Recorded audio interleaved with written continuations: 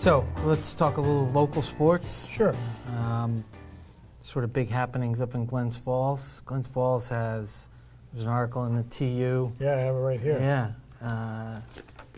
They have an 8th grade girl and an 8th grade boy who lead their respective varsity teams in scoring. I think the boy scored 31 points the first night that he played varsity basketball as an 8th grader. That's pretty impressive.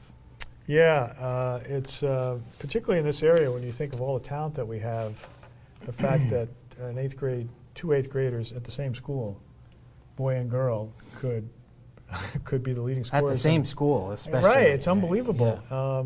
And they seem like nice kids, nice family, and when you think about what they're going to be 4 or 5 years from now, right, as seniors. Well, they're going to play 5 years of varsity basketball. In this area, that's just terrific. I thought it was a really interesting article and profile on them, and obviously kids who have loved basketball. Yeah. You know, prodigy types. Yeah. You know, just hope they don't burn out, right? Well, right, and that's a little bit in today's environment, right? There's this specialization that happens with these kids, and you know, I don't know if they play other sports or they do, but obviously to be that good at such a young age, you know, they got to be dedicating the majority of their time to that one sport, so you hope that with all of the activity around it, with AAU and everything, that you know that they don't get burned out, because obviously they're talented kids. Yeah, I'm sure they're on travel teams and doing that other stuff. And I know when Fitz is here, he talks about how he thinks AAU has just been the ruination of high school basketball around the country. But you know, you just hope that with kids like this, their families sort of are keeping tabs on their academics and their social life and not letting them get burned out, because it would be a shame, because you do see that in a lot of the other sports where especially in soccer, right, where the kids are playing soccer from such a young age. By the time they get to high school, some of the kids are just like, I don't want to play anymore. They just quit. Right. Yeah, baseball is the same. Yeah. A lot of these kids, you know, are playing on these travel teams from the time they're 10 or 11 years old, and you know, they're just like, okay, I'm done. You know? Yeah. So it becomes like a job for them, and then it's not fun. Nah, it's not fun anymore. So, but that's a pretty cool story. No, I thought it was kind of neat. It was great for the Times Union to put a spotlight on it. It's great for Glens Falls too, because Glens Falls sometimes doesn't get the kind of pub in the Albany area. Well, the smaller schools, a lot of the smaller schools don't get enough of the publicity around here, and they have good players. You know, Jim and I, Fitz and I have talked, you know, about the Cremo kid from Scotia and the kid up in Lake George, the Winkowski kid, who's I think is gonna break Fredette's record for most points in a career in Section 2. Fredette, did he go to college somewhere? Yeah. It's initials, isn't it? Yes. BYU. That's it. Yeah, you got it. Well, he had a great career there, huh? Yeah. He really did. And he's still playing in the still NBA. Pro? Is he? Yeah. Where's he playing? He plays for the Pelicans. Pelicans. Oh. And he plays. Yeah, he plays. You know, he probably plays 10, 12 minutes a night. Good for him. Yeah. I mean, they're not very good, but. Well, but there aren't that many. There are only a handful of teams in the NBA that are worth watching anyway. So. Yeah. So speaking about basketball and Section 2, what do you think about as we head into the playoffs here, as teams are seeded both on the boys and girls side, players to watch, teams to watch? You know, what are your thoughts? You know, on the boys' side, it's been, you know, it's really, there's 3 teams. It's going to be Green Tech, Shen, Guilderland, maybe Bethlehem be a little bit of a sleeper. But I think those are the 3 teams that are going to compete. And, you know, I think for Shen, it's going to be, you know, I think it'll come down to Shen and Green Tech is what I think, even though my heart's with Guilderland.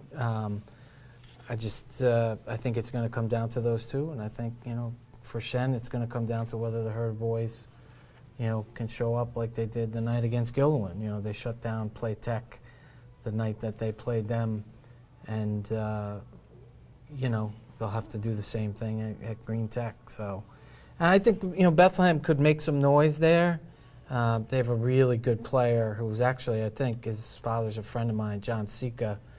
I think he's actually going to play Division I volleyball. Oh, really? Yeah, and he's a star basketball player as well. And he's a good player, and he that Bethlehem could have some impact here. So we'll see. On the girls' side, it's Shen, Bethlehem. That's it. Columbia potentially could play a little bit. Could be a little bit disruptive there. They're very athletic. They've been playing without their point guard for the last 2 or 3 games. She'll be back for the sectionals, but I think you're going to see, the Giacone girls against Boland. Because there's a big disparity. Because Shen blew out Shaker again, didn't they? Yeah. And Shaker's I think 4th or 5th seeded or something. They're 4th seeded, right? I mean, that's So there's just those 2 teams are just so good. If you watch them play, I mean, it's just again, there's a big difference. I mean, Shen's got real talented players. Speaking of young talent, I think her name is Sydney Brown, which is Derek Brown's daughter. She's been on the varsity for 2 years, I think, already. Right. And so, she complements somebody like Boland so well because she works hard on the boards and she's still a good shooter. So that, for me, will be a game worth going to watch. Bethlehem and Shen, if that happens. Playoffs? Yeah. Yep. So. What about some of the other sports? I noted that TU had some coverage of the wrestling tournament, and it looked like that we've got, as usual, we've got several standouts coming from Section 2, and from some of the smaller schools, Waynesburg and a couple of the other smaller schools that are sending athletes onto the states, which, wrestling, this has always been a hotbed of wrestling, it is a hotbed. too, even though it doesn't get the kind of coverage. So it's always... It will now. Yeah. It'll get a little more coverage. It's hard to follow because there's so many kids and so many different weight classes. But now it's a little bit easier because you're down to a handful of kids from the region who are going to go there. So it's funny too because the other night, sort of saying on the topic of wrestling, the movie Vision Quest was on with Matthew Modine, which is one of my favorite movies. And the whole thing is, of course, he wants to wrestle this guy at 168 pounds, and Modine's Lauren Loudon is 178 pounds. So the whole thing is about training to lose the weight. And then you look at this kid who plays the shoot. He's 168 pounds. He looks like he's 220. Yeah. Lose weight. You got to be putting on 20 pounds of muscle. Right. But it reminds me of what these kids at all levels, both high school and college, have to go through as wrestlers to maintain their weight, the conditioning, and the discipline they have to have in order to excel at their sport. Because you're a pound over it. No, you can't. You don't wrestle. And your team could have to forfeit a match because you had a Twinkie the night before or something. Yeah. I mean, it's unbelievable. There was one other thing that I saw to our friend Rich Murphy's boys swim team won the sectionals for the first time in my alma mater, obviously, for the first time since 1970. Really? Yep. Good friend of mine has Brian Enright has 2 boys, 2 of his sons. Brian. Yeah. Yeah, we're on the Junior Museum board together. Yeah, that's right. His 2 sons are on that team, and they both are going to the States. Oh, wow, as that's part great. of a relay. But Brian brought up an interesting observation. So they hadn't won since the 70s. Now, was there no water in the pool? Is that part of the problem? No. Kids just couldn't swim up against the cement? No, Bethlehem was the dominant swimming team back then. And then Shen didn't have a swimming team. Right. And then now they did. Right. Now they do. Right. But so most of the records on the board at Shaker have been broken, school records.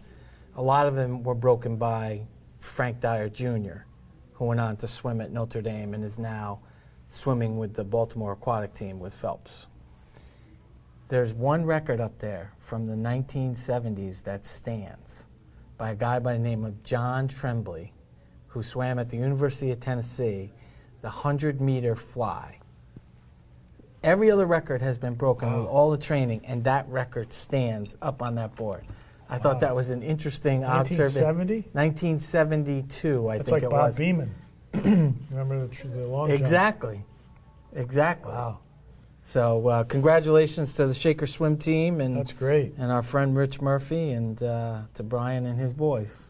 All right. Well, let's end there and come right back and talk some more sports.